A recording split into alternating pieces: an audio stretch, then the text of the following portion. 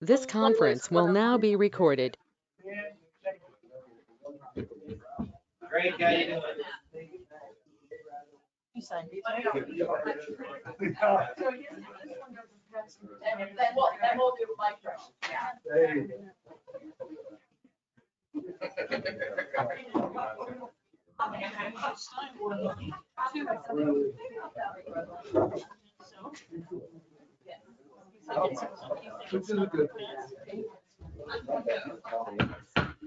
Okay, it is now 6:30 and I'm going to call this regular town council meeting to order. The first thing on our agenda is the invocation, and that is by Kirk Lawton from Ocean Lakes Campground. Welcome. Will you join me as we pray together, please? We come to you once again, O God, not only to invoke your presence and your guidance for this meeting tonight, but we come with another prayer in our hearts. We confess, Lord, that none of us really know how to pray, but how thankful we are that we don't have to have fancy words and beautiful phrases for you to hear us. Even our feeble prayers, if they're from the heart, are clearly heard by you, though they may not even cross our lips in words. Oh God, even as our Master taught us how to pray in what we call the Lord's Prayer, we would echo tonight the words attributed to your servant of old, St. Francis of Assisi, who prayed, Lord, make me an instrument of thy peace. Where there's hatred, let me sow love. Where there's injury, pardon. Where there's doubt, faith. Where there is despair, hope. Where there is darkness, light. Where there is sadness, joy. O divine Master, grant that I may not so much seek to be consoled as to console, to be understood as to understand, to be loved as to love. For it is in giving that we receive. It is in pardoning that we are pardoned. It is in dying that we are born to eternal life. Amen. Amen. I pledge allegiance to the flag of the United States of America and to the republic for which it stands, one nation, under God, indivisible, with liberty and justice for all.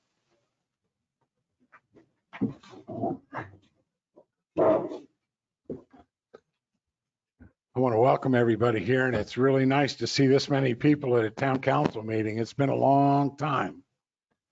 I did receive notification from Mr. Pellegrino and also Ms. Scholes that they won't be here tonight. So we still have a quorum. There are 4 of us here, and the meeting will proceed as normal. Then the first thing that we have is there is no public hearing tonight, so we're going to move right along. The next thing is the motions relating to the agenda. Does anybody have any motions relating to the agenda? Okay. The next thing is the minutes approval, and that's for June 8th, 2021. Mr. Mayor, I make a motion to approve the meeting minutes from Tuesday, June 8th, 2021 as presented. A second. Okay, I have a first and a second. Before we vote on it, is there any discussion? All right, Mr. Holder. Yes. Keating, Yes. Drake, Yes. and myself. So it's unanimous, 4-0. The next thing on the agenda is public comments, and these are public comments relating to the agenda, and each speaker has 5 minutes. So please step up if you have any public comments.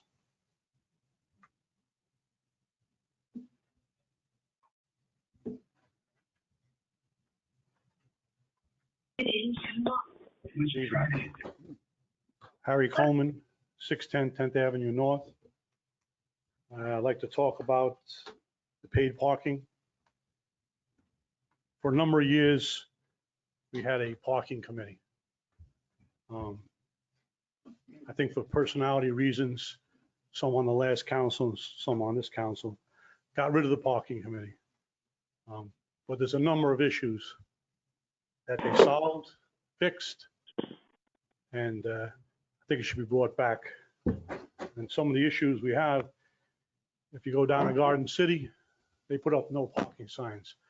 they probably reduced 25% of their parking, free parking. They're building houses in Tupelo Bay right next door. In Deerfield, they're building more houses. Glens Bay Road is only 30 miles per hour, so people all the way from 17 bypass can come down to the beach. This will all increase the number of golf carts coming to our beach and parking on public access. I know a lot of people don't worry about that, but I used to come down here for vacation, paid a lot of money, and I could sit on the beach and not have someone sitting in my lap from a different family. So we continue to allow people to come here free without any kind of restriction. This is what's going to happen. People are not going to come here anymore. We also have with the E-District, the committee, and a lot of people in this town told you that if you get rid of your parking spaces at those locations, there's going to be no parking. Oh, no, they said, there will be plenty of parking. We have plenty of parking. Well, once they got it fixed, that they could allow to do whatever they wanted down there, they always said, we don't have any parking. So you all $600,000, I believe, and more, built a parking lot to add more parking spaces. Only problem is nobody uses it. We also have, you eliminated the restrictions on parking on your pond. Surfside Drive, which was one of our recommendations to have, you had to pay for parking on Seaside Drive, which is the closest place to the beach to park, and you can park there for free.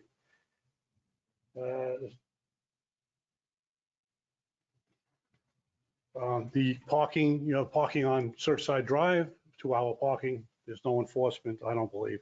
There's no way, there's a way to fix it, but no one's looked into it.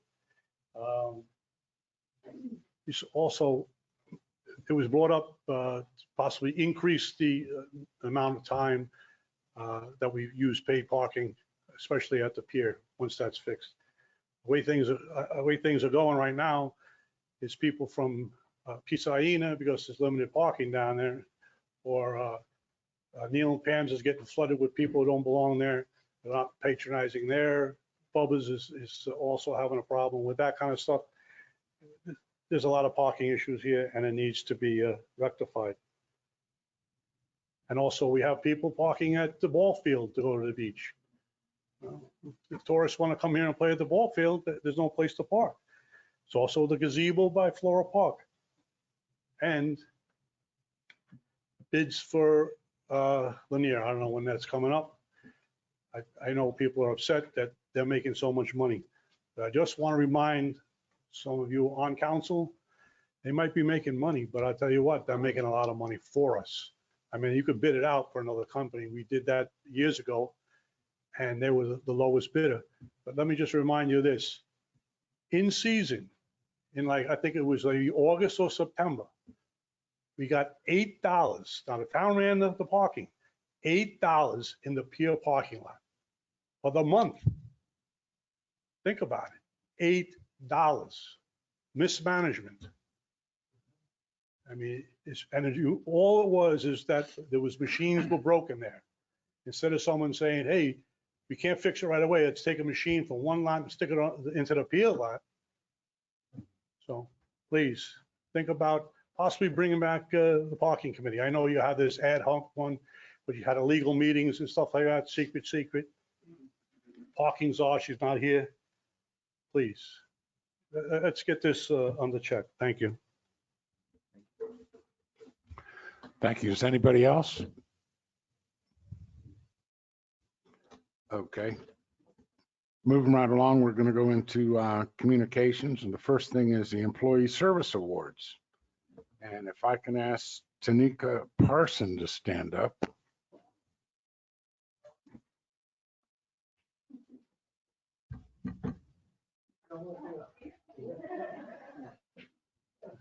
You got to be the star today, too. Yeah.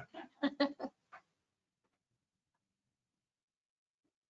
this is a service award for Tanika Parson for 20 years of service.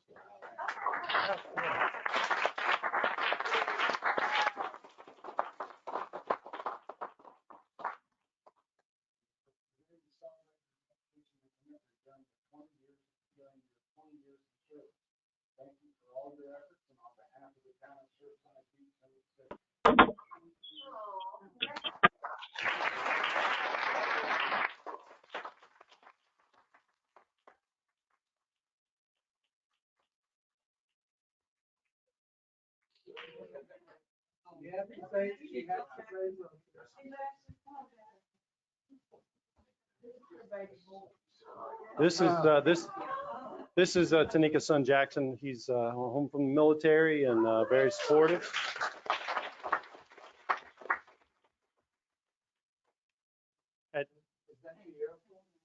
Yes, Air Force.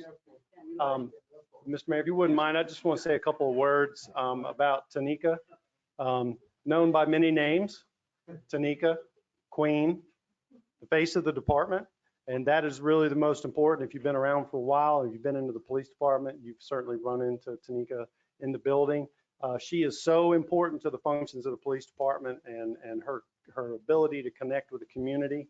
She's been instrumental in helping me in the development and the idea of our community assistance program. She's very involved with helping elderly members of our community, being involved in anything related to helping all of our citizens. For a long time, she was helping with parking permits for the golf carts when we did that. Thank goodness that's not there anymore. But I could not get the job done of leading the police department without your help. And I really appreciate everything you do each and every day. And you're very important, and we're very proud of your son for his accomplishments. You've obviously done an amazing job there too. So, but thank you very much for your service. We really appreciate it.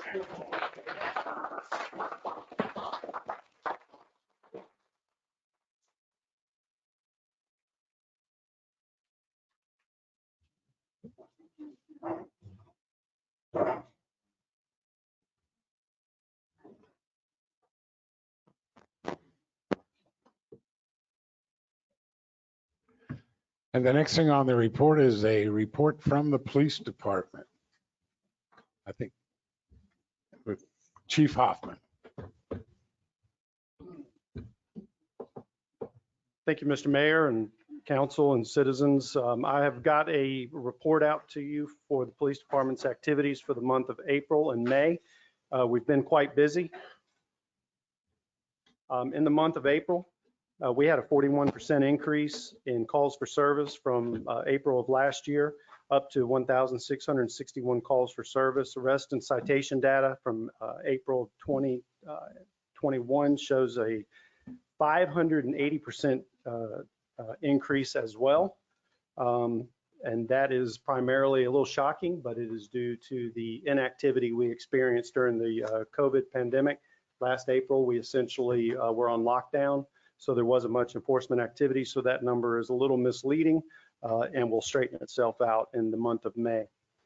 For the training activities, I want to let you know, the Mayor and Council and our community, that as part of our commitment to staying in line with the executive orders issued by the President of the United States and staying in line with the law enforcement reform and policing reform going on around the country, your police department participated here locally in town with a local vendor for 24 hours of critical de-escalation training, where your officers attended classroom training and were put through various de-escalation scenarios to make sure that they had good proper skills for that. 8 hours of that training was also in judgmental use of deadly force. And I want to assure the community and also Mayor and Council that your officers in this department take the liability and the responsibility that they have as police officers and the risks that they take that liability very serious. And I wanted to make sure that they got through that training. I'm really proud of the performance that they did, and they took it very serious. We also had some interview and interrogation training for our detectives in the month of April. And we also did, the beach services staff got up and running in April. We've got some new employees, but they also participated in their annual in-service training. We've got, I think we've got 9 beach services employees this year, and 5 or 6 of them were new. So if you have an opportunity to run into them down on the beach, please introduce yourself and have a conversation with them. In summary, in the month of April, the police department had 1,661 calls for service that resulted in 35 custodial arrests, 198 citations, and 12 criminal arrest warrants. 8 of those warrants were related to drug possession and distribution. Surfside Beach personnel transported 11 prisoners to the J. Ruben Long Detention Center and 22 prisoners to the Myrtle Beach Police Department, and they issued 183 written warnings in lieu of traffic citations. That is the report for the month of April. Going into May, May also contains our information for bike weeks, which was quite busy this year. Our May of 2021 statistics showed a 3.13% decrease in calls for service from last May to 1,795 calls for service, and arrest and citation data showed a 51% increase to 524. We're very happy to announce that we have a new communications officer. She was in the room, but I think she left as Tanika left. Angela DeForest joined the department. She had 6 years of prior communications experience in Virginia, and we were so fortunate to be able to pick her up because she's actually trained on our software for our computer-aided dispatch. So she is doing a terrific job, and we're glad to have her. Her and her family moved here from Virginia. We didn't have much training in the month of May because we were going into bike weeks, so we try to get all of that training done before we actually settle into bike weeks because we don't have a whole lot of downtime for that. But we were able to get one of our beach patrol officers through lifeguard and waterfront rescue skills, and Officer Carl completed week 6 of his Criminal Justice Academy training in Columbia. So in the month of May, we had 1,795 calls for service that resulted in 52 custodial arrests, 435 citations, and 37 criminal arrest warrants. 13 of those warrants were related to drug possession and distribution. Your officers transported 16 prisoners to J. Ruben Long and 32 prisoners to the Myrtle Beach Police Department, and 2 prisoners were able to post a cash bond at the police department. And we wrote 304 warning citations in lieu of traffic citations. A few notable events to report to the community. The police department provided personnel and public safety initiatives for various events through the month of May. We were functioning under emergency operations plans under FEMA to make sure we had proper staffing and coverage and resources for the bike weeks and also for Memorial Day. We provided coverage during Spring Bike Rally, the Harley Bike Week, and the Memorial Day events. We also provided coverage for the Memorial Day Golf Cart Parade, which was a huge success, and the Champion Autism Network's Run for Autism event. During the Memorial Day holiday, police department operated in an all-hands mode, meaning if you worked here, you were working, with personnel on duty to handle the influx of visitors related to the events. You might have seen we had our signboards out on the highway that we utilized, and also added a signboard to Surfside Drive this year, and then we also had a signboard on Ocean Boulevard at Melody Lane, always trying to get that information out to folks as they come into town to make sure that they know what our quality of life expectations are. I was asked to provide mayor and council and the community with an update on the jail closure. We closed the Surfside Beach Police Department jail facility in March of 2019. The reason it was closed after careful consideration was the resources that were required to run a municipal jail. There was a liability situation that occurred in your jail, which triggered a close look at staffing to ensure that we were maintaining Department of Corrections requirements and also best practices through the Municipal Association. It was discovered and found that we were not in compliance, and we took a good hard look at what would be required to be in compliance. What would be required to make sure that your jail stayed open and properly staffed would mean that we would have had to have a staff of about 10 jail staff, local corrections officers. We would have to be able to provide staffing 24 hours a day. There would have had to have been a male, excuse me, and a female corrections officer on duty at all times due to those DOC standards to make sure we were in compliance. And what we discovered is that in order to keep the jail open was going to cost or create an increased budget need of about $600,000 a year. And that didn't seem like it was in the best interest of the taxpayers. So we closed the jail, and we had 2 full-time transportation officers that would provide transportation to either J. Ruben Long or Myrtle Beach Police Department. After the first year, we realized that we were doing pretty good, and we actually did not need those transportation officers. And we cut those 2 positions from the budget last year. So we lost 2 full-time positions out of the police department, saving you about another estimated $100,000 a year. So it's estimated that closing the jail has been closed for 2 years now, has saved the taxpayers about $1.4 million just by that one simple thing. Conversely, the town spent $4,400 in fiscal year 1920, transporting prisoners to the Myrtle Beach Police Department with an agreement we have to them. And then in the 2021 fiscal year, it's been $4,975. So for just under $10,000, you saved $1.4 million. So I hope you'll agree that that's probably a pretty strong return on investment and savings to the taxpayers. I will tell you that in the beginning, I was not a fan of it. I believe that it was beneficial to have a jail here locally. But in the end, I think that this decision has been pretty solid. It's increased our efficiency at the police department. And we are not having to, excuse me, fingerprint prisoners, take DNA from people who are arrested. We don't have to do all of the immigration and naturalization requirements required to make sure that everyone is citizens of the United States and those types of things. So it really has been better for us to transport our prisoners to the Myrtle Beach Police Department when possible, or directly to J. Ruben Long Detention Center. The one downside to it is that during that time, while they are gone to one facility or the other, you're short one officer on the road. So that is the update on the jail, and that is your April and May public safety updates. If you have any questions, I'm happy to answer them.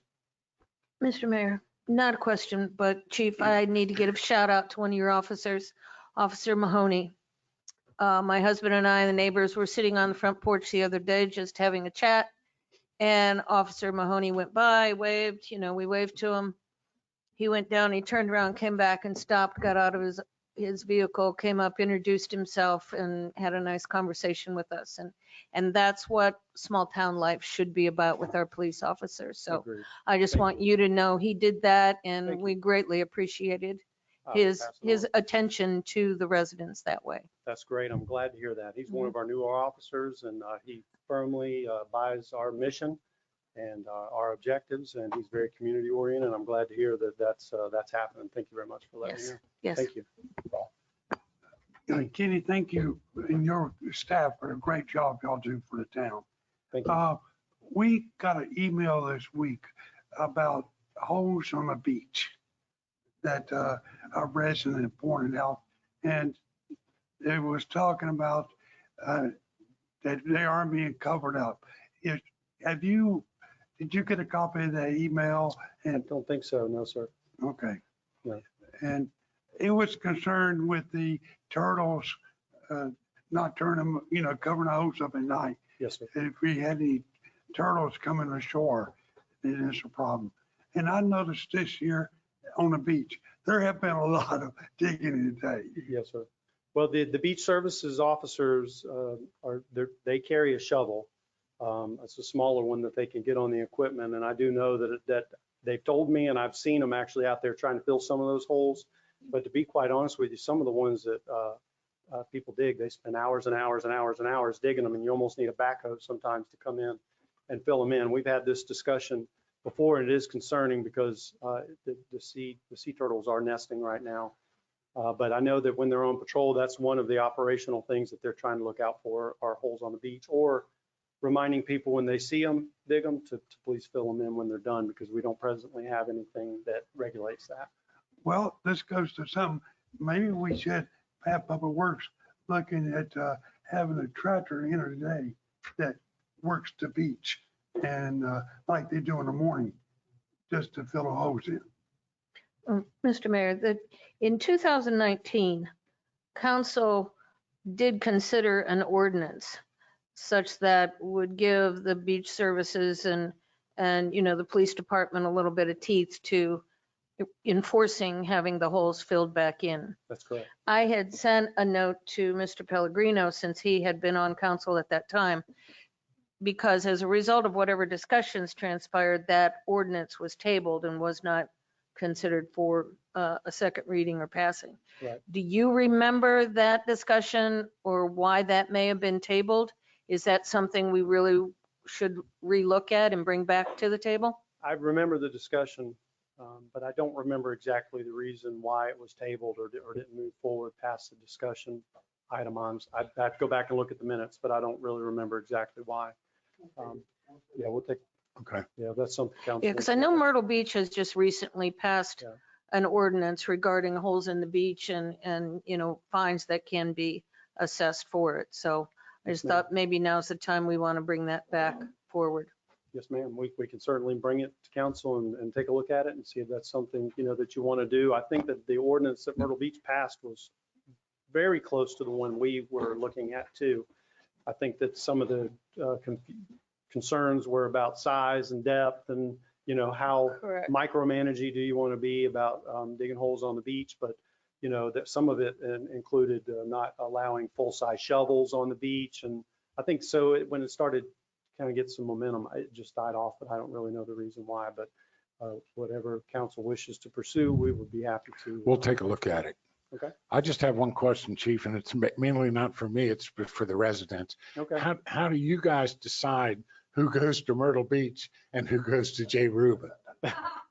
Because there's a big difference. If I need to walk home, there's a big difference. Well, so that's a great question. Our default is to go to Myrtle Beach because it's closer and gets the officer back here. But if a person needs to go to the hospital, then we take them to a medical facility and then straight to J. Ruben. Or if they are extremely disorderly or kind of outside what Myrtle Beach wants to accept, Sure. then we take them straight to J. Ruben because they have more staff to handle folks that want to be high maintenance during their arrest procedures. But that is generally it. We try to go to Myrtle Beach if we can because that incurs that extra billing under the contract that we have with Myrtle Beach. But if Myrtle Beach is not an option, and then at times, sometimes during the COVID pandemic, when Myrtle Beach was not accepting any prisoners, then everybody had to go to J. Ruben.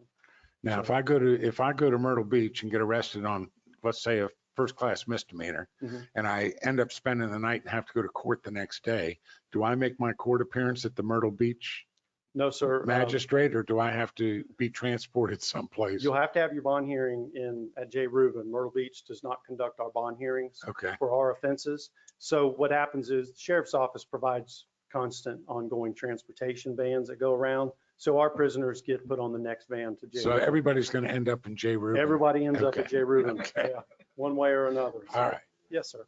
Good question, man. So keep enough money for a cab in your pocket. That's right. If you're gonna Don't get back. arrested, you got no problem. There you go. No problem. Well, thank you very much. Okay, thank you. Thank you, Katie. Okay, the next thing on the agenda is the finance report by Director King.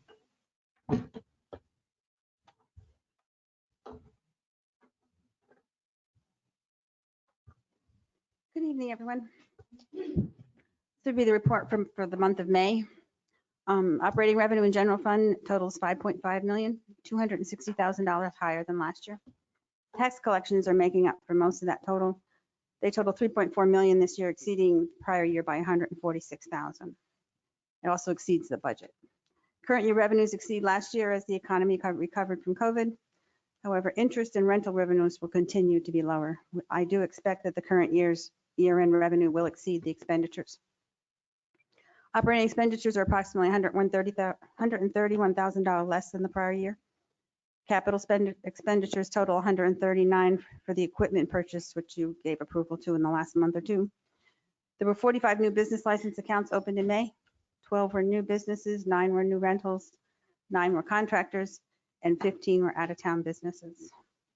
Special revenue funds, the ATAX fund collected year-to-date $514,000. We should get another check next month. The expenditures total $519, and that also includes the new restroom, which should be finished by the end of the month at Fifth South. Hospitality fund collections were $767,000. Local ATAX were $862. Capital projects fund expenditures were $297, which includes the street paving project. This project will be funded by CTC funds and Horry County road fees. This is an interesting thing that the Horry County returned $52,000 to us this month for excess funds collected for beach renourishment from 2016. This has been added to the beach renourishment reserve, which now has a current balance of $721,000.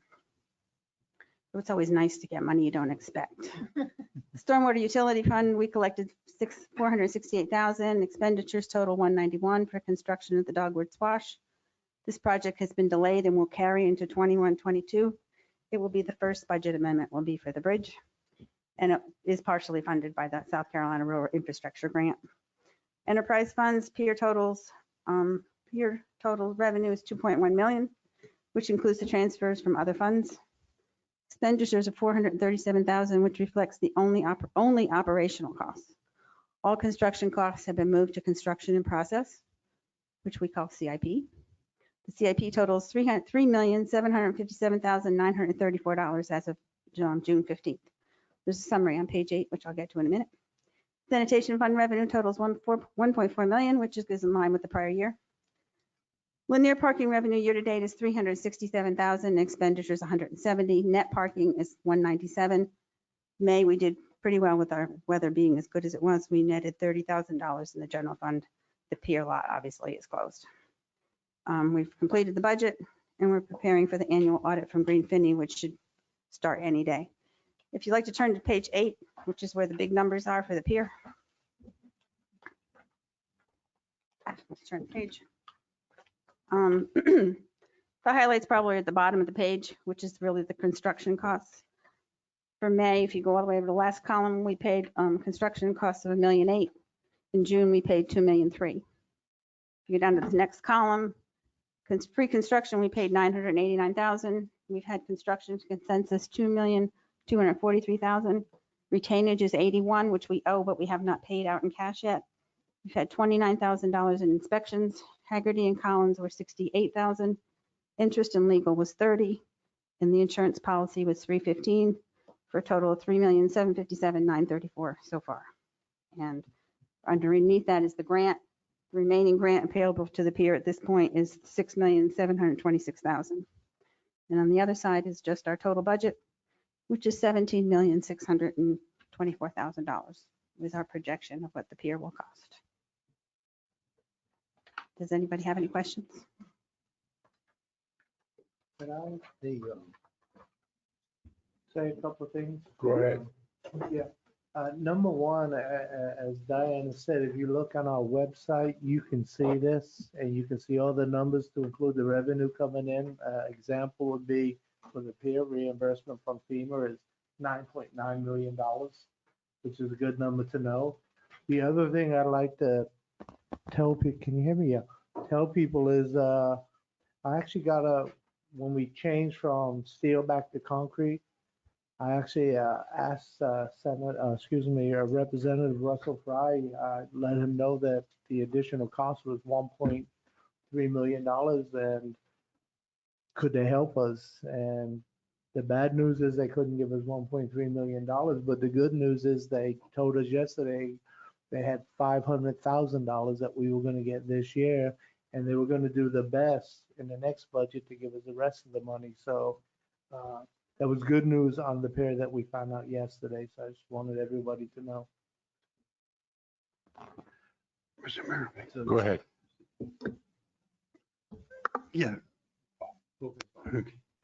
And thank you for the great budget here. You always do a great job.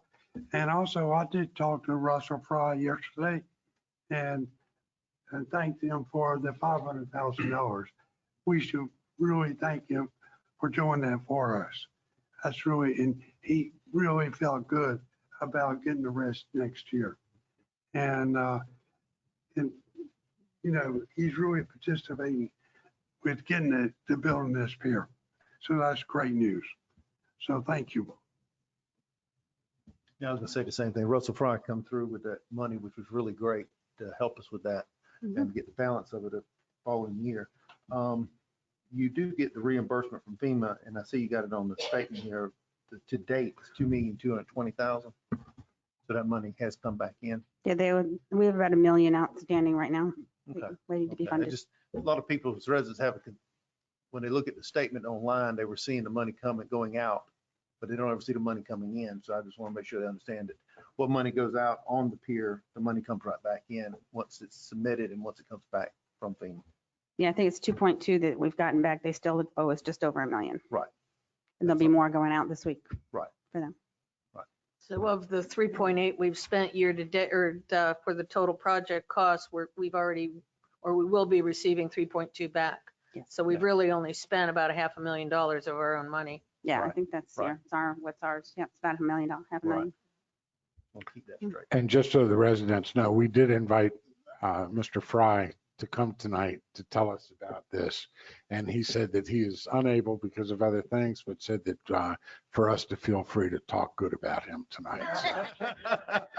So Good job. we will Good job, talk Mr. good, Fry. and we thank him for the $500,000 that he got us from the Yes. state. Yes. Any more questions? Thank you very much. And the next thing on the agenda is the Keep Surfside Beautiful Committee. I'm gonna start this if you don't mind. That's I ask fine. for permission. Just so everybody knows, a little while ago, we met with the council, we had a workshop, and they identified 5 external goals and 5 internal goals. And one of the internal goals was committee reorganization. And basically that is having the committees that we have in place look at themselves, because some of them have been around a long time, and decide if that mission that they had 20 years ago is the same today or should it be updated? And the vision, is the vision the same today or should it be updated? And Keep Surfside Beautiful was a step ahead of us guys because they were working on this before that.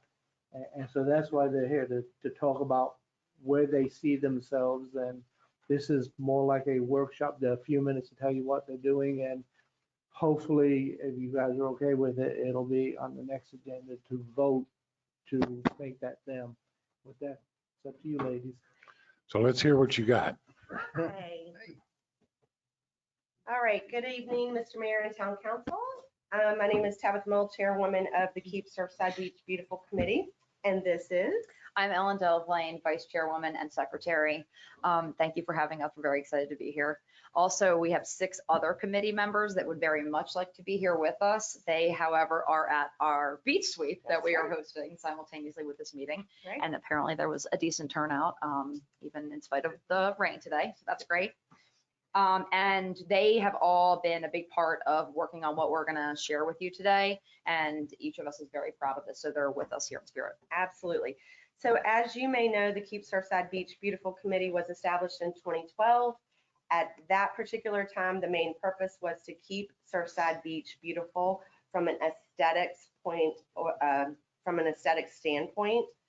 Since that time, the committee has evolved into being very involved in keeping Surfside Beach beautiful in many, many, many more ways than just the aesthetics piece of it. So some examples include our events that we sponsor and support, our beach sweeps, our Yard of the Month program, and fostering an environment that has grown citizen involvement in our town. And that's just to name a few. This is the evolution that we have seen with this committee. For that reason, we are requesting a change to our mission and purpose for the Keep Surfside Beach Beautiful Committee. Now I'm going to turn it over to Ellen, and she's going to walk you through how we created it and what that mission statement looks like. Yep, absolutely. Thanks.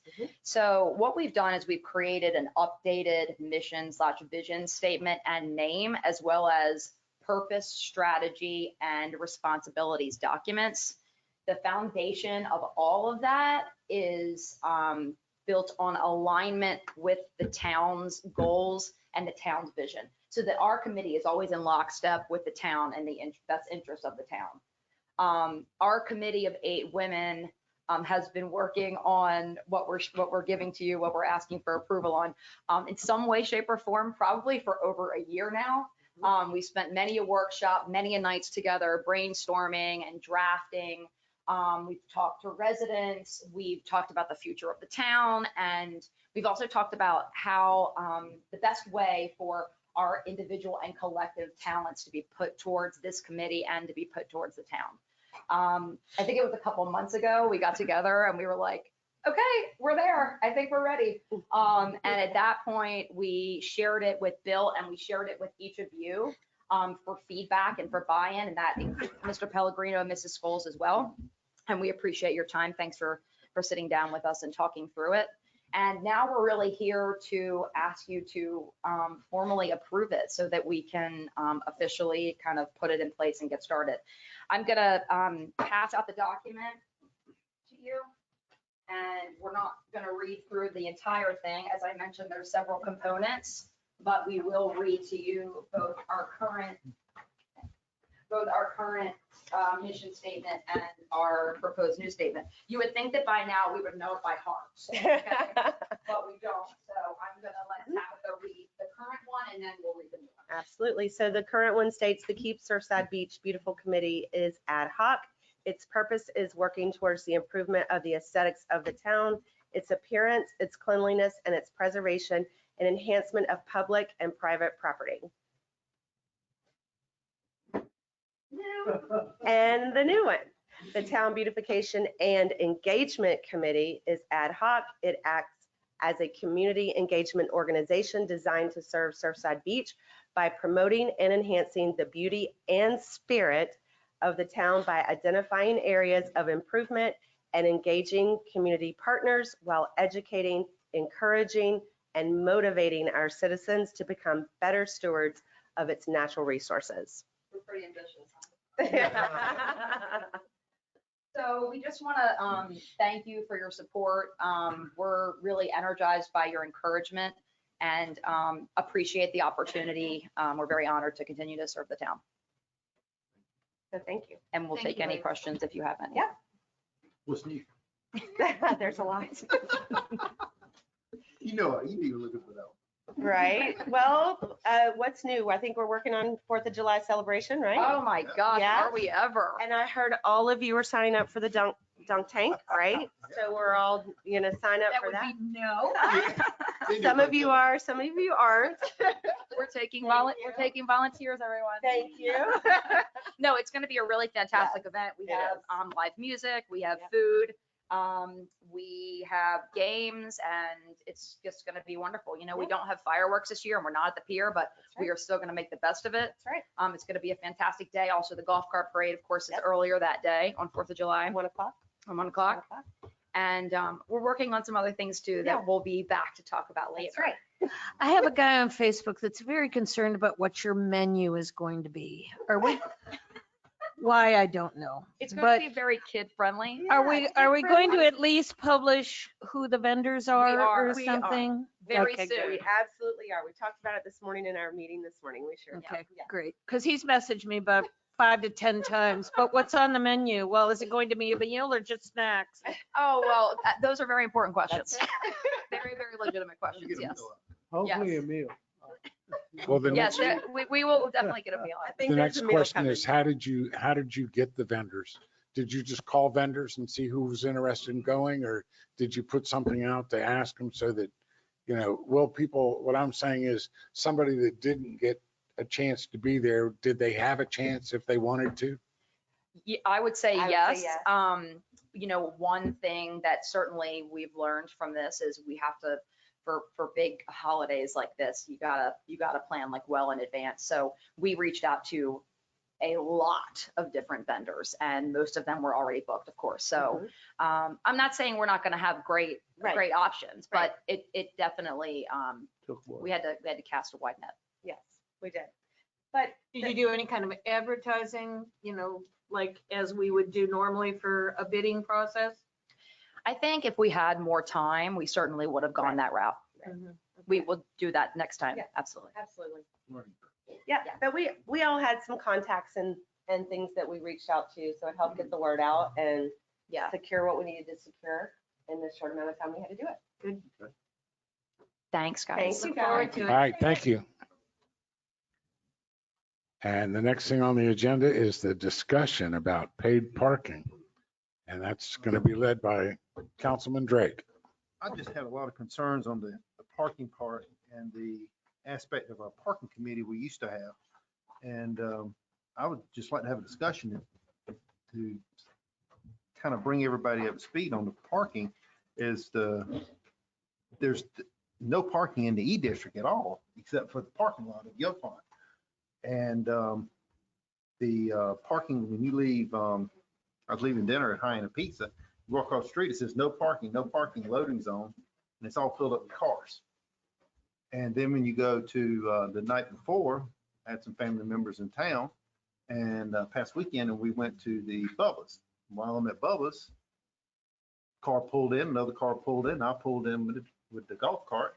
They got out the car and walked toward the street. They walked all the way down the street. I don't know where they went. They went walking somewhere, taking up 2 parking places above us. And everybody wants to get as close to the beach as possible, but the parking lot back there is really full on the pond sometimes. And we need to police make sure people are paying to park. And it's at 7 o'clock now, and 8 o'clock, 9 o'clock, 10 o'clock, things are still going on, but nobody's paying nothing to park. So that's what I just want to bring up to a discussion for everybody, to have everybody's viewpoint on it. And everybody has an opinion, so to see what y'all's opinion is on that. To maybe increase some of this parking stuff. And then Cindy has that laid out in the chapter 9, but I just wanted to bring that up. Okay, let's have some discussion. Mr. Holder? Well, I agree parking's a problem, but we don't control Bubba's. They have to patrol their own lot that they have there. Yeah, I know they have to control their own. I understand Yeah. that. Yeah. Them in River City, and them have their own parking. Mhm. And we can talk to them and ask them to control it better, maybe, but they don't have staff hard to do what they've got to do right now. So it's gotta be a problem. I don't even, I did see I heard what Mr. Johnson said, I did hear see people parking in a new lot, a lot this weekend, Mhm. and it was full. But when you get to 7 o'clock, there's no charge. Yeah. So that's, to me, a detriment on the town. If we got this much money going to Lanier, that what would it be if it went beyond that? How much more would that be? And and it's not that the citizens of Surfside have to pay anything. They're going to go down and they have a sticker on their golf cart or sticker on their car. They're not paying anything. So the tourists or somebody from across 17 or somewhere would have to pay. Yeah. So that's, and yes, I think Bubba's and Neil's and River City there are going to crack down on it because they all have parking. Yeah.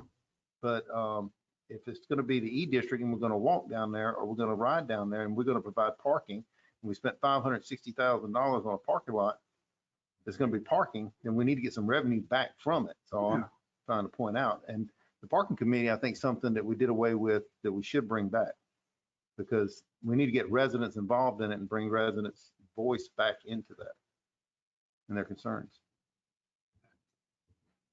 Ms. Keating? Yeah, I 100% agree that we need the parking committee reinstated and to really perform a real service to the town beyond what Lanier is doing. Like, for example, right now, I don't believe Lanier really monitors parking within the town per se. They monitor parking in specified lots. Right. We just had to add tens of thousands of dollars to their contract to get them to try and enforce the 2-hour parking along Surfside Drive in the C2 district. So, when you have the vehicles that are parking on right-of-ways that are parked the wrong way, or they're parked in no parking spaces, whatever, we depend on the 2, possibly 3 officers, maybe 1 officer that we actually have patrolling the town, issuing parking citations as well. So I think if there is some way to establish, and this is something maybe the chief, we need to speak with him about, but if there's some way to have a parking committee that is actually, I'll call it, taking an oath to be a code enforcement, to actually start enforcing the codes of the town vis-a-vis parking, not just Lanier collecting and issuing parking tickets for expired meters and so forth, but actually parking throughout the town. If that's a scope of work we want to put in a parking committee, I think that would help a lot of things. I think timing is off to raise parking rates or extend the parking time. You probably want to do that at the beginning of the parking season, not in the middle of the parking season. I think the timing of review of Chapter 9 is kind of appropriate because that's exactly what Chapter 9 deals with, among other things. And in my discussions with the chief, there were a couple very concerning provisions in the code that I think were oversights and errors that we probably need to take care of quickly. But I think it's worth a discussion about really reinstating a functional parking committee, not just the one-off ad hoc that we did about the parking on Surfside Drive. And if you look at Chapter 9 there, I did leave a highlighted provision where it talks about we allow one space on the north side of Surfside Drive in the C2 district as 10-minute parking for the dry cleaners. It's like, well, if he gets a 10-minute parking, why doesn't, some other business have a 1-hour parking or a half-hour parking dedicated to them for their customers? I just kind of highlighted that as, is that really something we want to leave there? Open that for discussion. So I think there's a lot of things we can do differently with parking. We are limited on space, so we're not going to get any more cars in here. It's just a fact of life. I don't think anybody in the town wants to consider going up. I don't think that's on the table at all. Well, Cindy, honestly, on Ocean Boulevard, where the restaurants all are, if we could just get people to park where they're supposed to park. it'd be great. Well, but I think that's I don't think we have Lanier doing No, they're that. not doing nothing. And we're going to add, They're gone by 5:30. we're going to chew up what little revenue we get from the parking proceeds by having them, one, if you want to make them work longer to 9 or 10 o'clock, two, to make them monitor more of the town, that's going to cost more. So I think if we can look at code enforcement of the parking through a real parking committee with an objective and a mission to do that, the whole town, I think, will be better served. But I think that all goes in line with reviewing and making modifications in Chapter 9. But I would caution that any real changes to the parking ordinance as far as time of parking, parking fees, et cetera, would only be effective come the beginning of the next parking season. Well, that's fine. It's just a cluster mess down there when you go to dinner because it's, Well, and it's just ridiculous. well, but that's a problem. We don't have Lanier monitoring any of that. And we only have at best 2 officers on patrol that are often doing, higher priority things than trying to figure out where somebody's parked their car illegally. Well, my 2 cents in this is that we know that there's going to be a parking problem. There's a parking problem right now. We knew back 6 months ago that there was going to be a parking problem, and we tried to fix it. We were talked about, golf cart on beach access, talked about this, and, didn't get a whole lot accomplished. But when our pier opens, we're going to have a lot more cars than we have right now. And our visitors that are here, our tourists that are here for the summer, they made plans. They made plans back in February to be here today. Okay. And they didn't know that they were going to have to pay to go to dinner, pay parking to go to dinner, because they've never had to do that when they were here before. And I think that us changing the rules in the middle of the season is not the right thing to do. I think that, if we're going to do this, we need to get a parking committee together. We need to do a study on the traffic, need study on the whatever, look at the right of ways, look at the beach access, look at the totality of everything, and then come to a conclusion on what we need to do. So that's my recommendation. That's fine, Bob. I just saw that a lot of people on the last time we did it, the Skulls was doing the parking thing we had, and we had the company involved, and a lot of people didn't get any input back from that. So I just want to. Well, we didn't do the part about We didn't do the part about the E-District doesn't have any parking regulations. Right.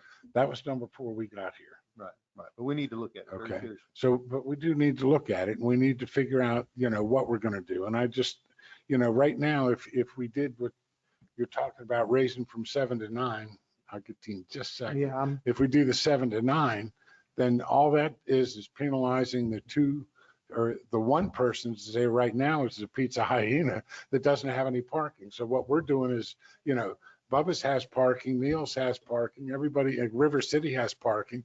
The only person that doesn't is Pizza Hyena. But it's not their fault that the rules changed, that they did it. So I think it's unfair for us to change the rules in the middle of the game. Yes, number one, I definitely agree with the committee, but there was a study that was done. I've seen it. And it was about 4 or 5 That years was the ago. Clemson study, and that was done Yeah, before we yeah. started on the Years pier. ago. But it addresses, and I'm not saying it doesn't need to be updated, but even back then, they were addressing the same things y'all talking about now, but I do have a copy of that in my office. Well, that study, and if I remember, and I have a copy of it, that study says that, we should have a trolley system, that we should have parking in a other place where the trolley could take them to and from, and, I'm not sure exactly how we would do that. But that's a good thing to have a parking committee there to figure that one Right, out. that's the whole point. So are we in agreement that we're going to wait on this and We try can wait on to it. get Yeah, the, I'm just having a discussion. That's it. Yeah. That we could, Well, do you want to draft up a charter for a parking committee? that's fine if you want to do all that. But I'm just asking you the question. Is it something that we need to do to get some of this done? Because if we don't do anything, it's going to continue down the same road. And we had a parking committee before and it seemed to do pretty good. Or we just keep on. It's just up for discussion. so instead of you writing that up, why don't we get the town administrator to write something up, since he's evaluating all the committees right now anyway? Yes. And then we'll look at his recommendation Yeah. on what to do and we'll vote on it. Sounds good. Thank you. All right, the next thing on the discussion is chapter 9.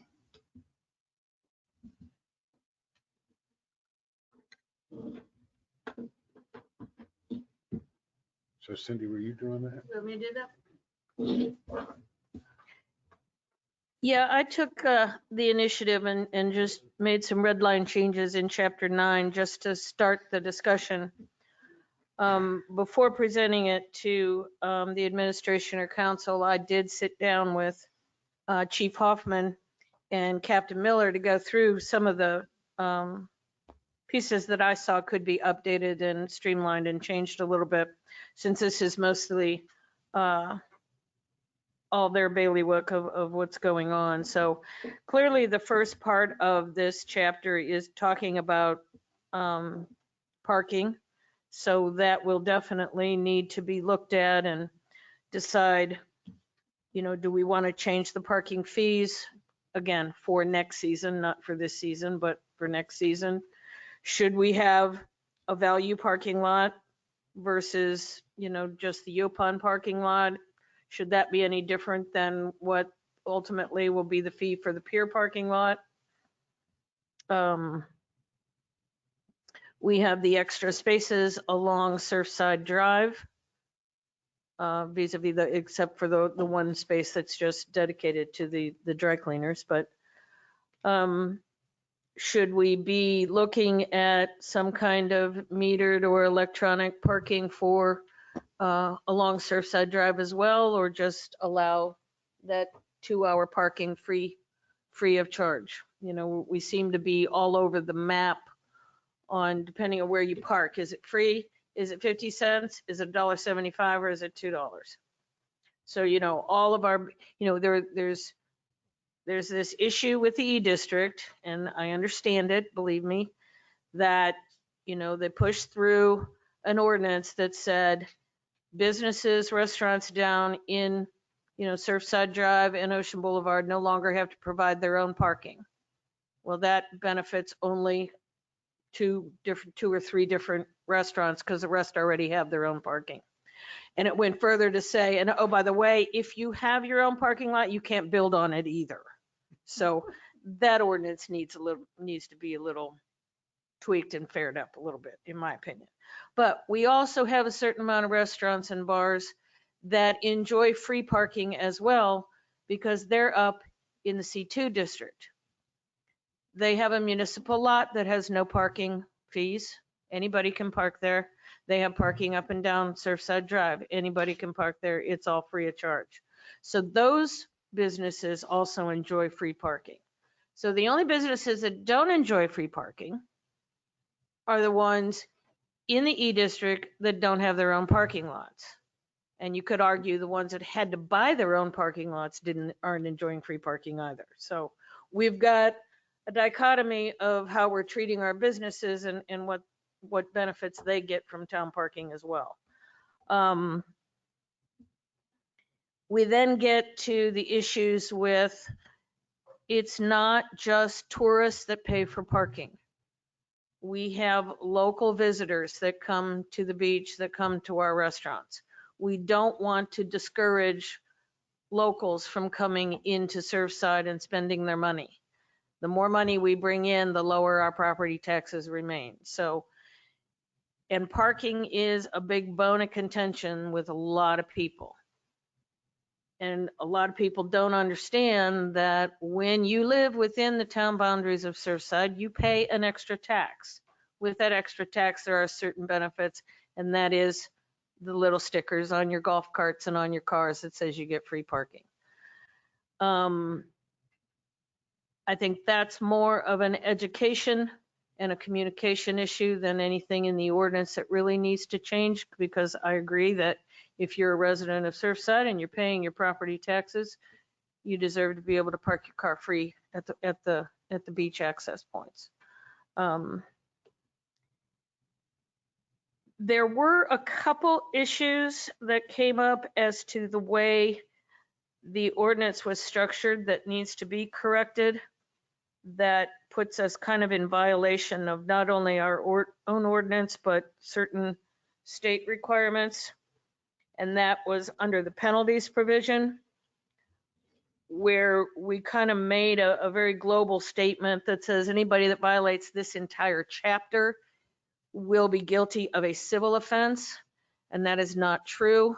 There are only certain provisions for the parking, for the paid parking, that would be considered civil offenses. So we need to make that modification in that section, such that we're only referencing sections 9, 7, 10, 11, and 12, and not the entire chapter, because there are provisions in this chapter that address criminal offenses and need to remain so. So that was one issue that needs to be taken care of rather quickly. The other would be regarding who is authorized to issue the parking summons. You know, right now it is, the way the ordinance is written, it's a police officer or an authorized code enforcement official. And I don't believe Lanier currently has taken any oath to be considered an authorized code enforcement official. So we need to get that corrected as quickly as possible. The rest of many of the other changes were really just grammatical things, trying to streamline it, trying to provide clarifications. One thing that we also need to look at, depending on what we end up doing in Chapter 4 with business licenses, once we revise that in accordance with the new model agreement from the state. Many other ordinances talk about who needs to have a business license. So that's one thing in here that talks about, because we get to the towing companies and the taxi cabs and so forth. Now, what I recommended, and Chief Hoffman agreed at this time, is to virtually eliminate most of Article 3, which is taxi cabs. We don't monitor them, we're not vetting them, we're not seeing them posing a problem to us as may have happened in the past. So a lot of those provisions we can just get rid of and, you know, relieve the burden on the police department, because here we have an ordinance requiring certain evaluations, monitoring, and analysis of things that we're not currently doing, and it's not really adding value. I mean, we have 2, 3 possible taxi cabs and Uber and Lyft that come into town, and it's almost, you know, in the category of buyer beware. There are certain things that we did leave here about solicitation and where you can and cannot leave off passengers, those kind of things, and we'll retain that. But as far as you know, requiring them to have an agreement with the town and liability insurance and all the rest of that, that's not really the town's business for taxi cabs. If they happen to be residents of Surfside, business residents of Surfside, then that's a different story. But as far as motor vehicle ordinance, you know, I felt we didn't need it, and the chief agreed.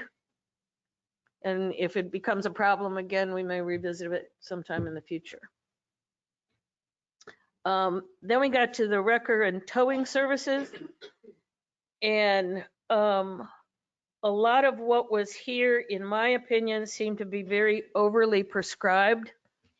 And what we ultimately ended up agreeing to is that instead of prescribing, you know, the rates and some of the other requirements of the tow services that are used by the police department. The way this was written, it almost sounded like if you as a resident wanted to have your car towed someplace, you couldn't call who you wanted to call. You had to use one on the rotation list, and they have to be in town, et cetera. So we've modified this to be the wrecker and tow services that are used by the police department. And we've taken out a lot of the details to say each one of the towing services that will be in the rotation to be used by the police department will sign an agreement with the town. And that's where we will include the rates and so forth, because otherwise, you know, rates are going up everywhere. So what we have in here might be 3, 5 years old. Now your ordinance has to be changed. So every year, if you get a new wrecker company in, they have a different rate schedule. Myrtle Beach changes theirs, whatever. Now we're back to revising an ordinance that we really don't need to, because every year we will execute the agreements with the wrecker companies. We also modified a little bit of, do they really need to be within the 1.9 square miles of Surfside Beach? Or, you know, because that's also limiting our ability to get competition in here and get better rates for the town and its residents and the people that are unfortunately having the accidents or disabled vehicles. So we kind of said, all right, well, within, and I believe we put in here maybe a 5-mile radius, 10-mile radius, I can't remember, we'd have to go back and look at it again. I think it's 5. And that they have to have their impound lot within 7 miles of the town, just so it's not necessarily attached to their place of business, but it can't be in Conway. You know, if they're taking the vehicles someplace, it has to stay close by. So we just eased that up a little bit, and hopefully that will encourage some different competition on who the wrecker services are that will be in the rotation. I believe right now we only have 2 services on our rotation list. I believe that's what I learned the other day, and that's DeFalco's and Coastal Collision. So I don't know if there's any other wrecker companies within 5 miles that would be added to it, but it might give us an opportunity for a little better competition. So, and in that, they need to have, you know, the proper business license, the proper insurance, the proper liability insurance, et cetera. So, and all that will be as stipulated in the agreement that will be signed with the town each year for their participation in our rotation. Golf carts. Didn't really do too much there other than, I mean, we took out a gated community clause because we don't really have any gated communities in town, so didn't feel that was really appropriate. We did make a difference, I believe, between golf carts and low-speed vehicles.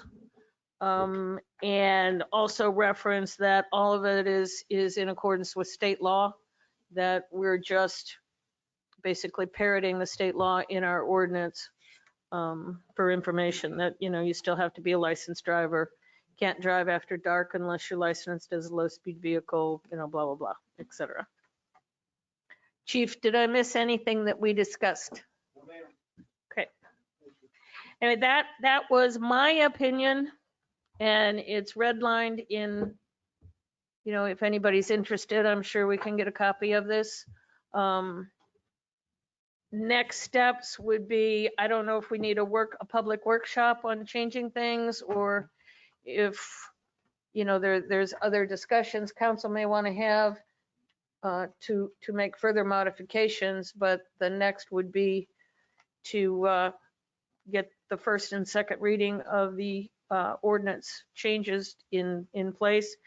And like I said, there are a couple provisions that even if we want to wait on the balance of the revision to this until, maybe we figure out the parking committee, et cetera, there are two provisions in here that need to be changed as quickly as possible. Okay, any other discussion on it? Mr. Holden? Drake? I think that pretty well sums it up. We just need to figure out what we're going to do with it. We're going to leave that to the town administrator to set it up. Yeah, I'll get something on tomorrow, because we'll just do it like we've done the other one. Yeah. All the same time.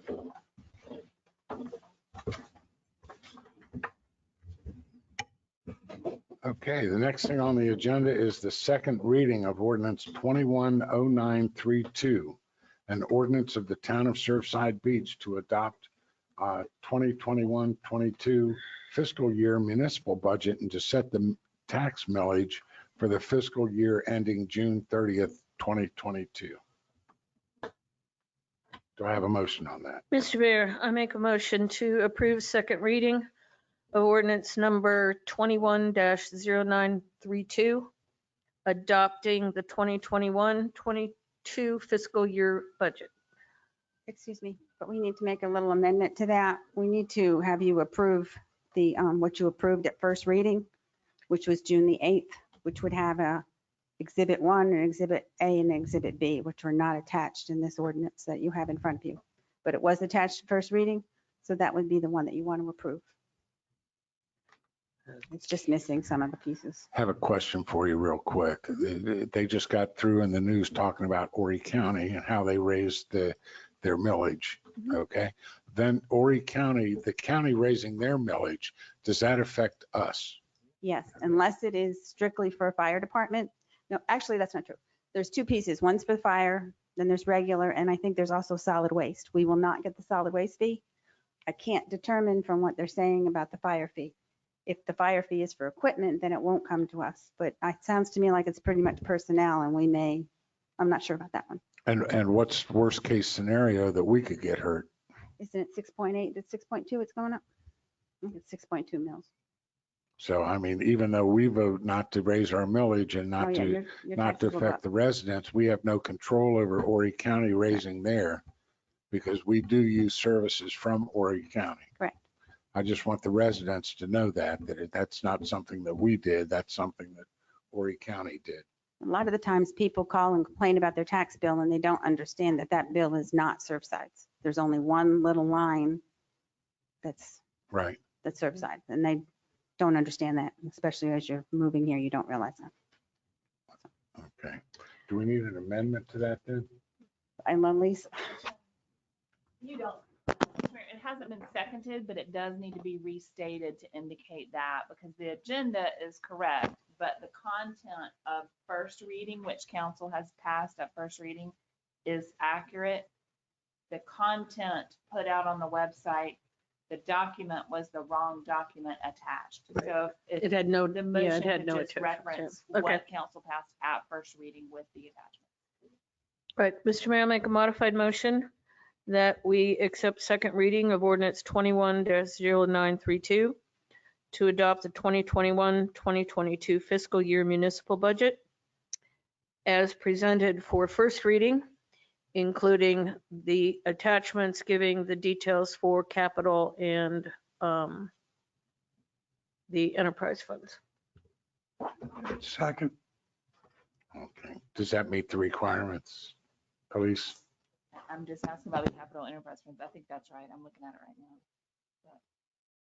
Well, Exhibit A has all of the, The budget. so yes, actually the budget. So I think it needs to be Exhibit A, Exhibit 1, Exhibit A, Exhibit B. Including Exhibit A and Exhibit B. Yes, that works.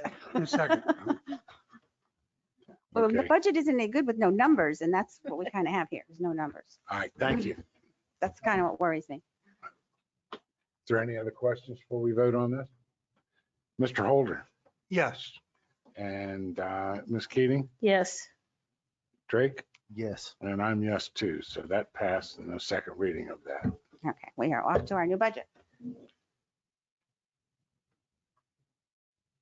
And the next thing is a resolution of the town of Surfside Beach temporarily suspending enforcement of certain ordinances that prohibit the sale and consumption of alcoholic beverages on private property.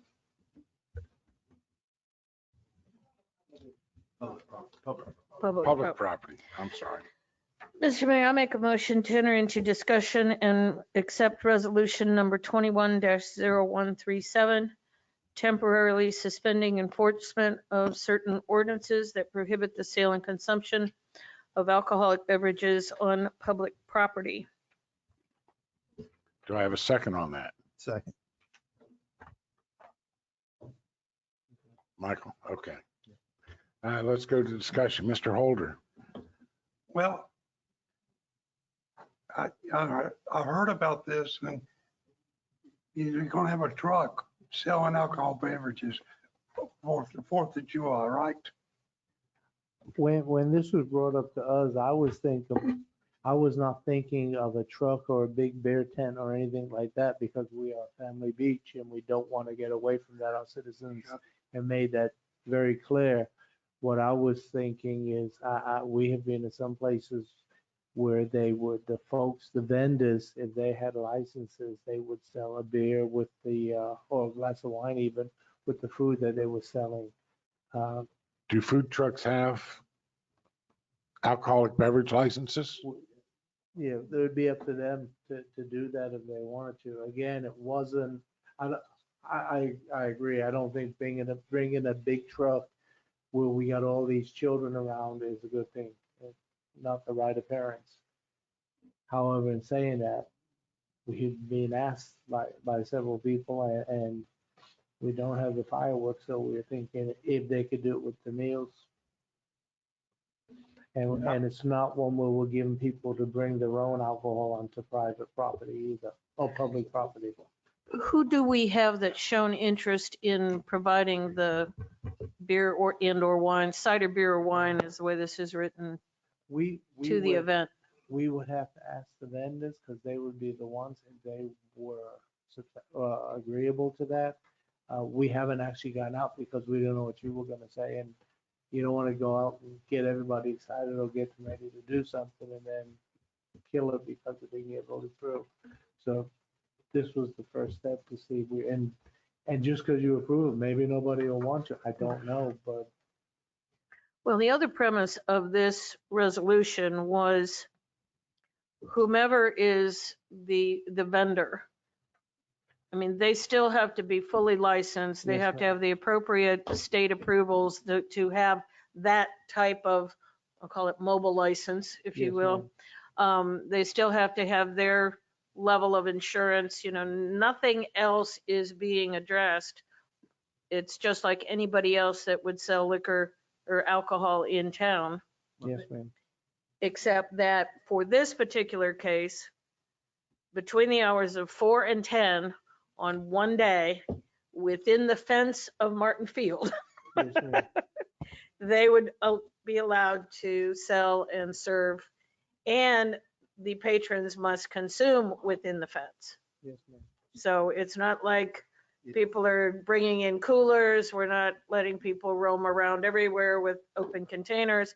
All other rules of, disorderly conduct, public intoxication, and, all the other things that our police officers worry about, whether they're coming out of Martin Field or whether they're coming out of Pizza Hyena, all remain the same. Yes, ma'am. Beer and wine is what they're talking about doing. right? Yes, sir. Just beer and wine. Yes, sir. Chief Hoffman, can I ask your opinion on this, since you're going to be the one that has to enforce it?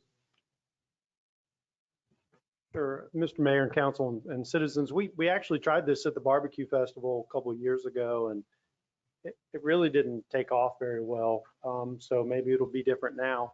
We're on board with it. I read the proclamation, and it sounds fine. I think it's very reasonable, and there may be some people that want to come and can have a beverage and behave themselves. And I think that's good for the purpose of the event in lieu of not having fireworks and all that. So historically, we have had some disruptive behavior at the 4th of July event when it was down at Ocean Boulevard. We've had some fights and other things kind of break out, but we'll have adequate staffing there and create a presence. And if this is something that the community wants and you want to move forward with, we'll help make it happen. So, but I think everything that's outlined in that is very reasonable. As far as the licensing and such, I don't know how that works with vendors, but I know that they'll have to have a temporary alcohol license to be able to do that. So will we have some kind of special agreement with the food truck or whatever? Or are we going to have a separate thing of rules that they're going to have to sign to? I don't know. They would, And if the food truck or whatever it is at Martin Field, does that mean that you cannot leave Martin Field with the alcoholic beverage? Right. yes. And you're gonna have food there anyway. Mhm. So you get something to eat, you get something to drink. Yeah, and that's why this is written as sale and consumption Right. at the place of the event and during the time of the event, which is inside the fence, And it's one day. Yeah, and not even we have 4 hours. we have to watch it. We have to be careful. If it doesn't work, we never do it again. Because honestly, I don't know how many of you all have ever been to St. Patty's Day in Savannah, and I went one time, would never go again. I mean, because they don't control it, and it's horrible. Drive 5 points in Columbia. Or in New Orleans.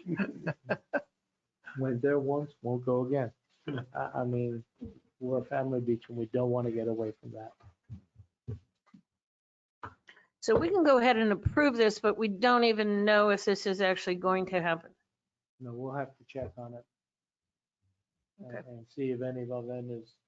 Who's gonna be overseeing that part? As far as who's gonna be there, that kind of stuff. Is it gonna go back to Surfside Beautiful or? Well, whoever has the list of vendors, it's not me. I don't mind being the one to call them up and making sure that they're followed, but they have to follow whatever the state law is. I mean, at Martin Field, as far as the whole 9 yards of overseeing it and who's gonna be there and that kind of stuff. Well, we'll have staff there, we'll have police there, I'll be there. Okay. I'm gonna be getting dunked. Okay. You'll be busy. You won't have time to monitor. I might need a beer. Plus, I think there's going to be bands there and stuff. There's going to be a whole lot going on. Mhm. As long as it's, I And it's think, dance music. if it's done tastefully, Yes, sir. tastefully. And if it is, then we'll shut them down. Right. I can promise you that. Is there any more discussion before we vote on it? Mr. Holder, Yes.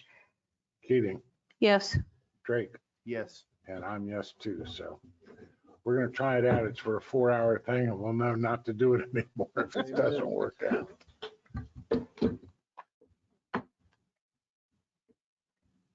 All right, next thing on the agenda is the public comments. Stormwater fee. Oh, the stormwater fee. I apologize.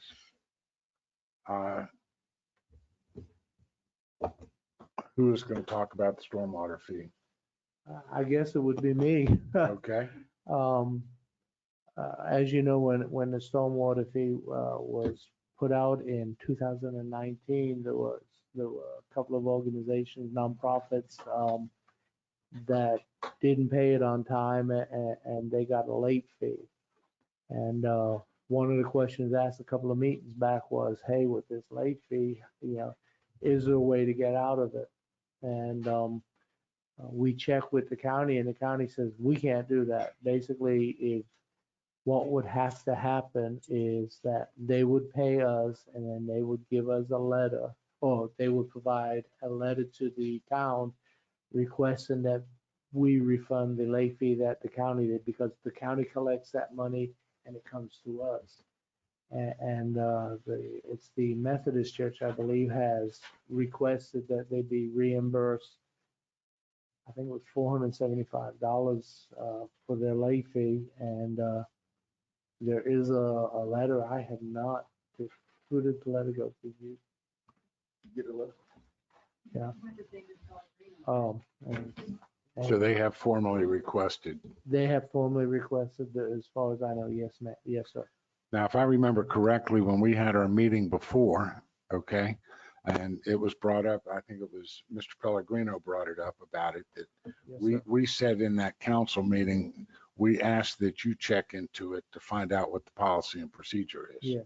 Okay, because we didn't know whether Horry County would just give the stormwater feedback or how that worked. And then we got notification from the treasurer that basically says all she does is pass the money through. And, if it says stormwater fee, it goes into this fund and all the stormwater money comes to us.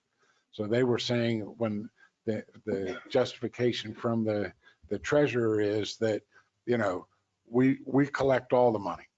And then if somebody wants to get it back, all we are is the collector of the money. We don't decide where it goes or who's doing what. They're saying that, if they pay it, they need to pay it. And if somebody wants a refund, since it is Surfside Beach's stormwater money, that the person needs to apply for the stormwater or through the Surfside Beach to get the fund back. So that's where we're at right now, that they've done that and they're requesting to do it. Is that correct? Yes, sir. Well, but at that time, they had not paid the back fee nor the penalty, assessed the late fee penalty. Correct. Have they paid their 2019 and their 2020 stormwater fees now? Yes, ma'am. Have they paid the late fee? Yes, ma'am. Okay. So they paid let me get this straight, just so, because I haven't seen the documentation. So we're looking at 19 and 20, Yes, right? sir. So there are two stormwater fees, Just 19? just 19. Yes, sir. So everybody's only paid one stormwater fee? We paid two, right? They got it done. So the first one, which is 19, that one was not on time, Correct. right? And then when 20 came, they paid 20. And then in 20, they're asking for the For the 19 back. I believe it's 5 nonprofits that hadn't paid. And most of them, theirs is the biggest. It's, Yes. what is it, $400? 470. The rest of them are, bring the whole total, I think, to $550. So if we were to be honest, or not honest, fair, and return all of the nonprofits their fees, it would probably be like $550. It was less than 600. I remember that. Well, and if I recall correctly, the ordinance has time limits on when they can appeal for. I believe that's for the fee. I don't think, I didn't think it addressed it when I went back and looked at the late fee. The late fee is because they didn't even know they were getting billed. They got a tax bill. They never have gotten a tax bill before because they're a nonprofit. It came in the mail and they went, I don't pay taxes. I can see that. So they didn't pay it. Or they didn't see it, or they didn't open it, or they didn't get it, or whatever. And when Until the they got next it bill the second year. the second year, but in the meantime, we wrote them a letter and said, you haven't paid your stormwater fee. And they went, we don't know a stormwater fee. Well, yeah, you do. But they didn't know. So, I mean, in a lot of cases, we probably didn't communicate well. So it's all the way around. So are there only 5 nonprofits that pay Paid. stormwater fee? That paid the penalty. Okay, so there's 5 that paid the penalty. And they were all churches. Every one of them is a church. And what was the penalty fee? Oh, the food bank, yeah. But see, some people paid theirs on time. But they paid it, right? But they paid it. But there was only 5 that were assessed the late fee. Only 5 were assessed the late fee. How many total paid it? How many total paid it? But they all paid their fee. It's just who paid the late fee. Those are the only 5 that had an outstanding balance. Right? How many nonprofits do we have in the town? I don't know the answer to that. More We than can go- 5. I'm more than More 5. than but Oh, yeah, I can imagine. they paid on time. Well, but the problem I have with this is everybody that paid or paid late, whether it's a nonprofit, a resident, a business, whatever, and the county assessed a penalty, there, by our ordinance stipulates that you've got 30 days to file an appeal of something. And I believe it applies to the late fee, but I mean, we'll just assume it is. We'll figure it out. But if there's a time limit, I mean, we're now a year and a half beyond when that fee needed to be paid in the first place. But the So late fee isn't due until January after the taxes bill comes out. I mean, it isn't right away. So you have to go past the due so it date. should have been paid by Like January February, it's an increasing amount on your of tax bill. 21. Correct. Should have been paid by January of 21, the late fee. I believe that's right. It's January, it's so much, Because February, the- it's so much, and March, it's so much The more. fee itself should have been paid January of 20 No, for 19. for 19, right? You say that there's 5 of them and it's a total of $500? I believe that's correct. Okay, and how much is the person that wrote it, how much is theirs? 400 or something. There's 400 something. Theirs is the largest. Well, but their fee is the largest because they've got the They got most the square most space, footage of yeah. impermeable surface too. Yeah, 30 days. That's what I thought I read. They have 30 days to appeal the payment. So when did, yeah, But they never got the bill, is what they're gonna tell you. well, treasurer's office says they got the bill. That's true, Whether but they we didn't- recognize they got the bill, But we that's a didn't different communicate story. it very well, is another thing I would say. I just think to refund it, it's not fair to all the other people that follow the rules or, that pay on time or took a while to figure out that they paid and they paid their penalty. Whatever I do. Yes, go ahead. It says days of mailing or delivery, so they've got that. So they're over their 30 days, yeah. Okay, thank you. Right.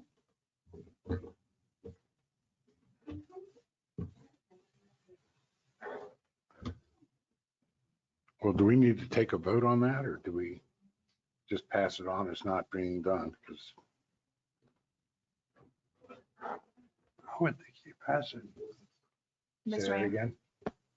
Yeah, If it's a perfected appeal, y'all are the appellate body. So they contact the administrator and then y'all are the final appellate body for the appellant to make his or her case to this appellate body. However, if the council's decision based on the facts is that the appeal wasn't perfected, there's no Yeah. jurisdiction for y'all to have to. Okay, well, I need a motion. You wouldn't have to. We wouldn't be voting on what you said. right, Right. Okay. because they didn't file their appeal within the 30 days.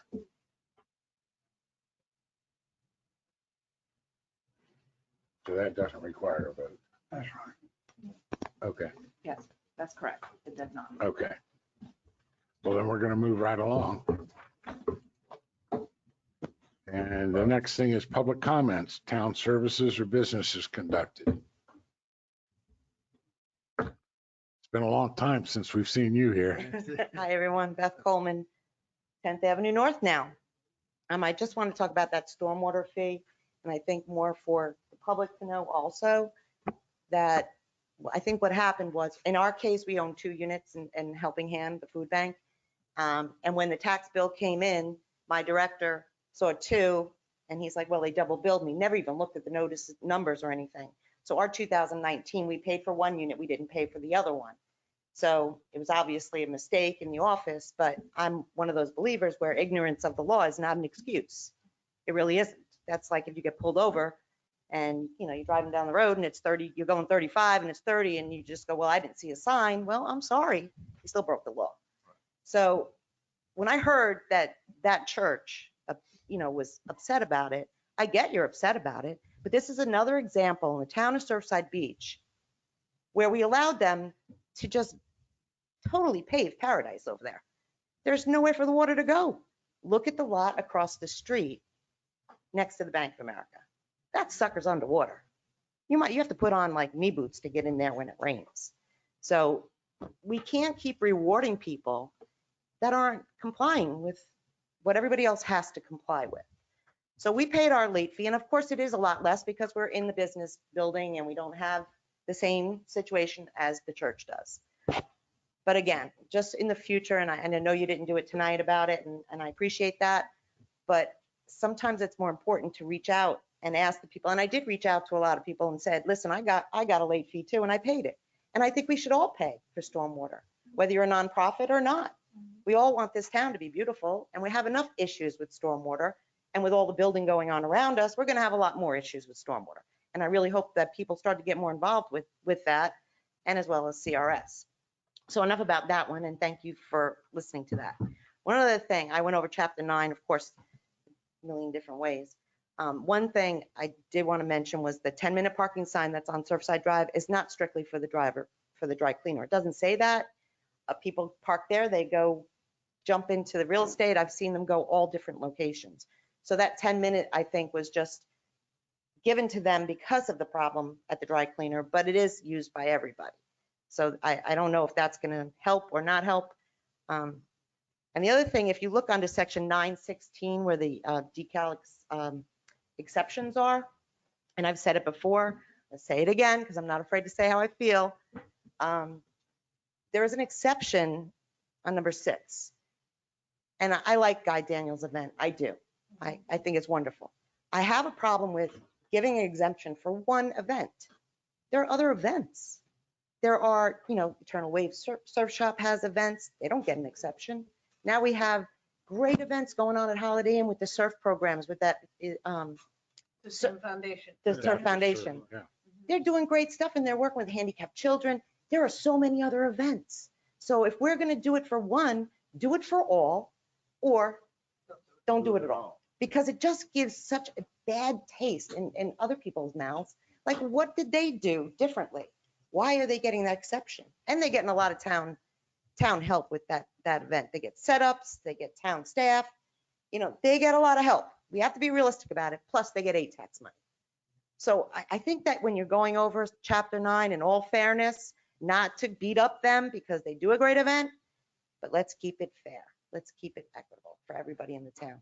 Fair is fair. Thank you. Are there any other public comments? Okay, now we're going to do the town discussion. Oh, I'm sorry. You got one important Uh, public comment. Hi, my name's Yvette Hellier. I'm at 7th Avenue North. I just wanted to make a quick comment for the resolution 21-0137 on the consumption sale of alcohol. If you could please consider, are they going to be allowed to use bottles and cans? Is it open containers? And recycling being one of the 3 R's I live by, can they separate the trash out and have it be sent appropriately to be recycled? So those are my 3 considerations. Thank you. Thank you. Well, we're going to do the town council discussion and comments prior because we do have an executive session this evening, or we may have an executive session. So let's start out with Mr. Holder. Yes, I want to thank everybody for coming tonight.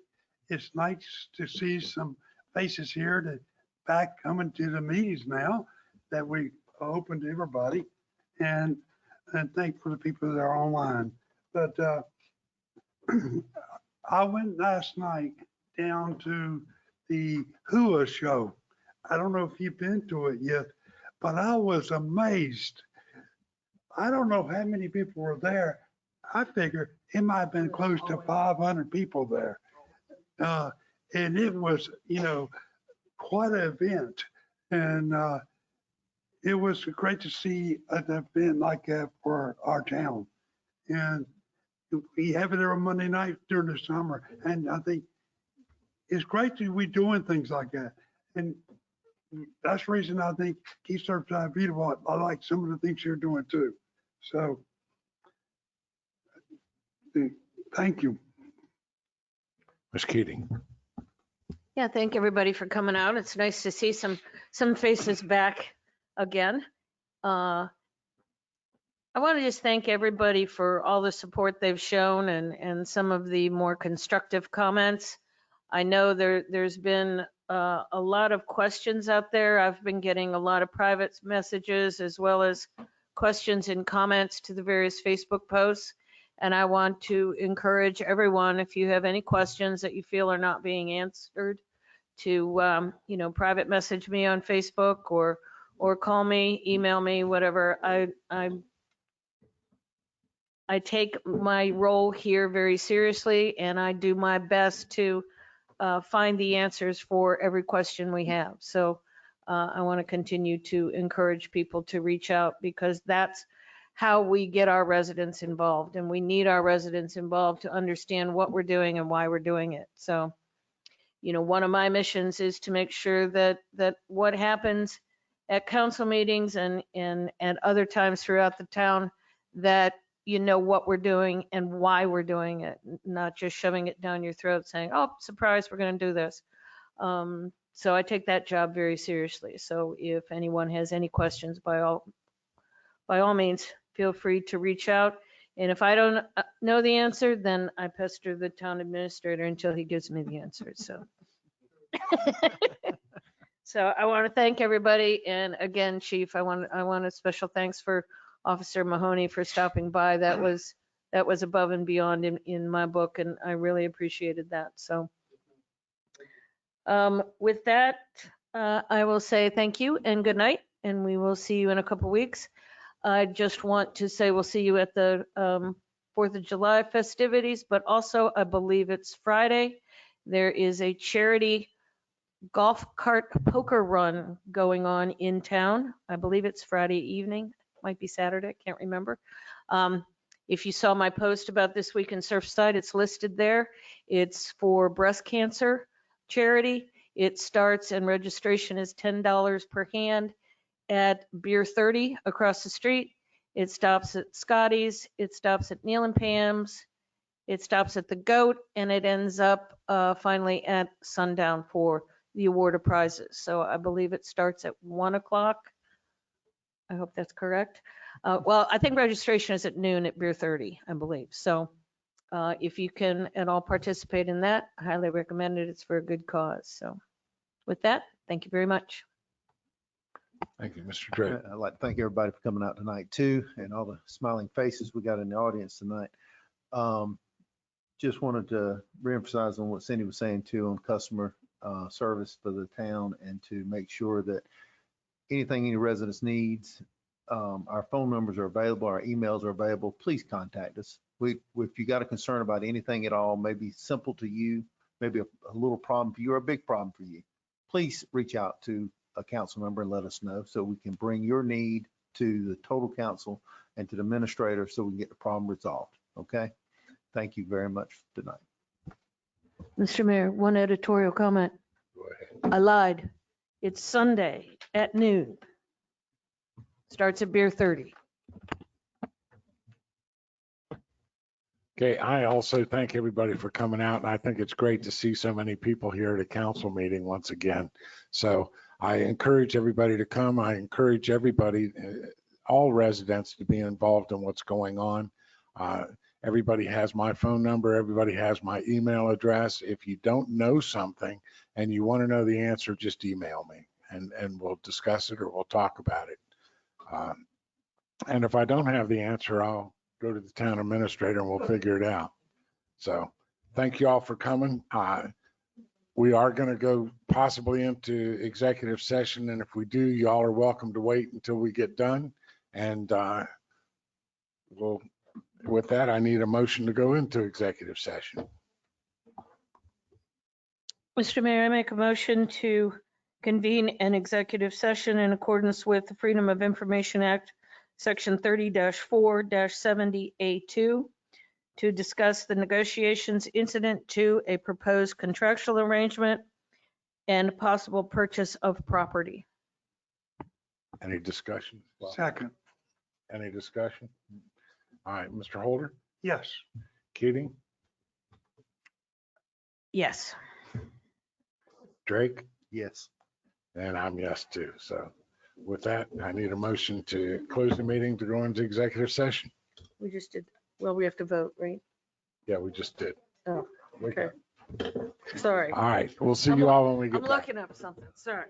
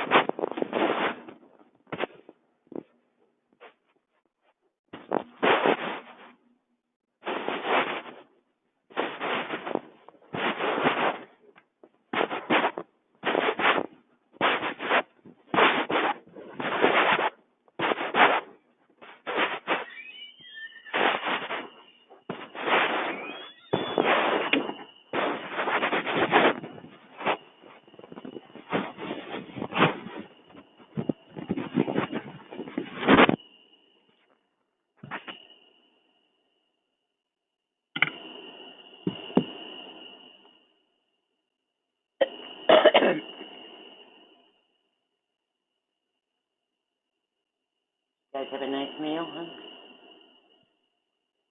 Serve after dark, you know that.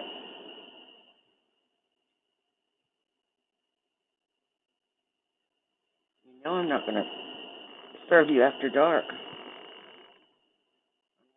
I'm not.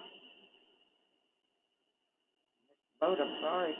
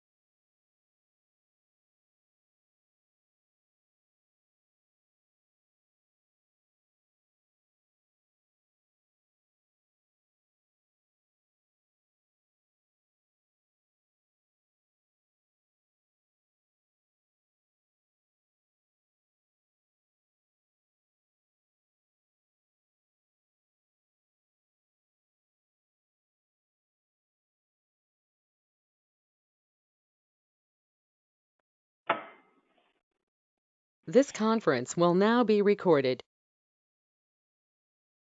On the mic's on. Okay. I'm waiting until we get recorded. Is anybody signed There you in? go. You're good. 3. All right. Okay, it's now 9:02 and we're coming out of executive session. Mr. Mayor, I make a motion to reconvene public session. Second. All those in favor? Aye. All right. Coming out of executive session, we had a lot to talk about while we were in there, and we thought that the public has a right to know about some of the things that we're talking about, or that we can't, some of the decisions that we need to make. So I'm going to ask the town administrator to give us a brief summary on what's going on with this. Yes. Well, as you all know, a couple of months back, we found out that we had mold in the building. And we did the studies and found out that in certain areas it was pretty bad mold and it was not good for our employees. And so we moved them all into the town hall.